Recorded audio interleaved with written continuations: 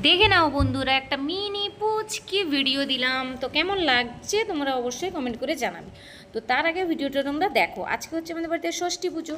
আমাদের বাড়িতে নয়, সবার বাড়িতে হয়। তোমাদের কাদের কাদের বাড়িতে ষষ্ঠী পুজো হচ্ছে অবশ্যই কিন্তু আমায় কমেন্ট করে জানাবে। আর আমি সুন্দর করে সাজিয়েছি, সাজানোটা কেমন হয়েছে অবশ্যই বলবে।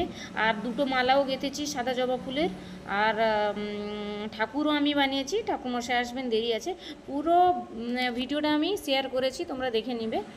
তো দেখে নাও, এই যে মিনি মিনি মালা কেমন লাগছে বলো। আর ষষ্ঠী ঠাকুরের কটা ছেলে কটা মেয়ে আমাকে কিন্তু কমেন্ট করে অবশ্যই জানাবে তোমরা, ঠিক আছে? দেখি তোমরা কারা কারা জানো ষষ্ঠী ঠাকুরের কটা ছেলে আর কটা মেয়ে, ঠিক আছে? তো দেখো, এখানে খইটই দেওয়া হয়ে গেছে, মিষ্টিও, গুড়ের মিষ্টি হয়েছে, ঠিক আছে? তো আমি চটপট করে, মাও কিছুটা রেডি করেছিল, আমিও করে সুন্দর করে রেডি করে দিচ্ছি, শুধু ঠাকুরমশাই এলে তারপরে পুজো হবে। তো তোমাদের কাদের কাদের বাড়িতে এই পুজোটা হয়, এই পুজো হয়ে অরন্ধন হয় জানাবে। আমাদের কিন্তু এই ষষ্ঠী পুজো হয়ে অরন্ধন হয়, রাত্রেবেলা কিন্তু অরন্ধন হয়, মানে ভালো মন্দ রান্না করা হয়, তারপরে দিন পান্তা ভাত খাওয়া হয়। এটাই হচ্ছে নিয়ম। আর আমাদের বাড়ির যে নিত্য পুজো হয়, যে ঠাকুর আমি সব গুছিয়ে রেখেছি, তো আমার না ঠাকুর ঘর ভীষণ পছন্দের, কি বলবো, খুব সুন্দর লাগে। একটা আমার মনে হয় একটা রুমের মতো একটা ঠাকুর ঘর থাকতো, সুন্দর করে সাজানো গোছানো। আমি পুজো করতে ভীষণ ভালোবাসি, আর সাজাতে তো মানে কি বলবো, মানে ভীষণ ভালোবাসি, ঠিক আছে?